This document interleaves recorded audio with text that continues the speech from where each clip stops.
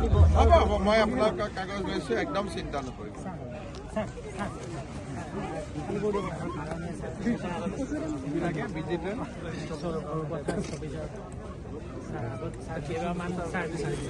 চাই দিওঁ বস্তুটো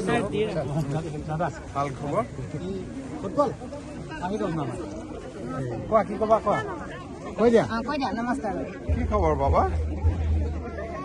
আমাৰ গাঁওখনৰ নাম কোৱা ছাৰ আচ্ছা তুমি কবিতাটো গাই দিয়া তোমাৰ কবিতাটো গাই দিয়া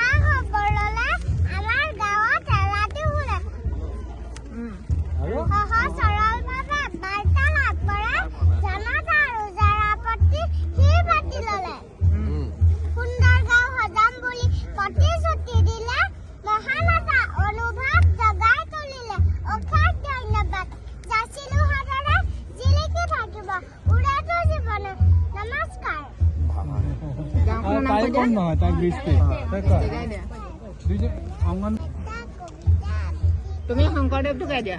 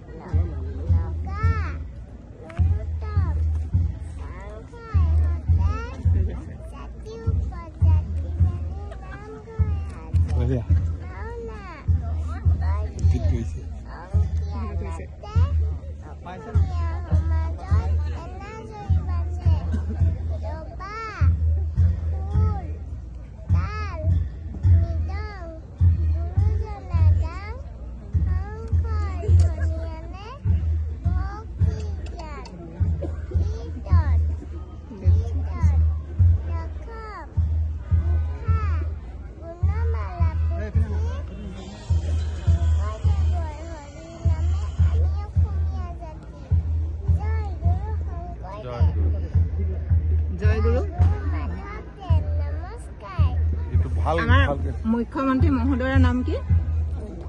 কৈ দিয়া একো নহয় কোৱা বিধায়কে মুখ্যমন্ত্ৰী কৈ দিয়া মাননীয়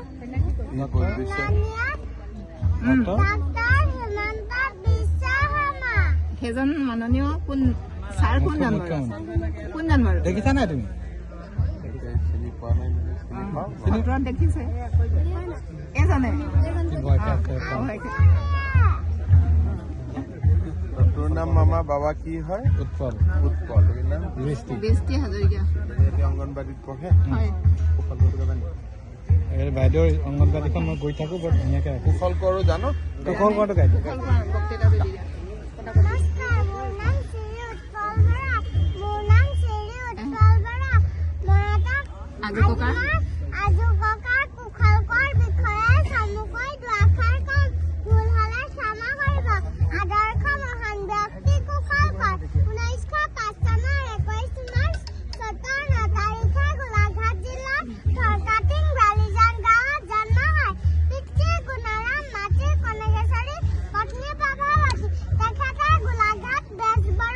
হাইস্কুলত পঢ়িছিল পঢ়া শুনাত মেধা নাছিল যদিও তেখেত এজন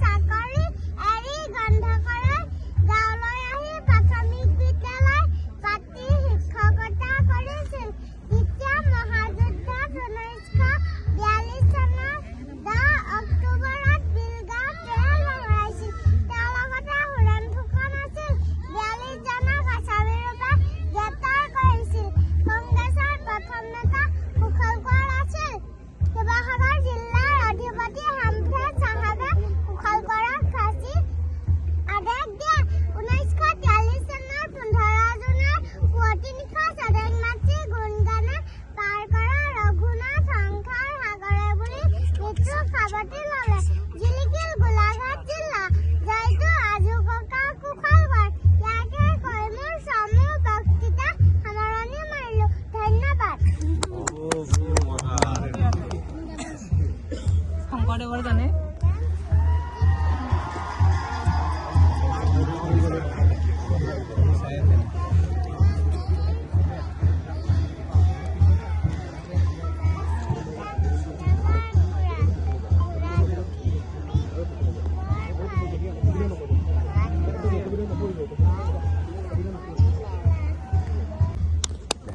দুইটা এখনে অংগনবাড়ী নে বেলেগ বেলেগ একেখনে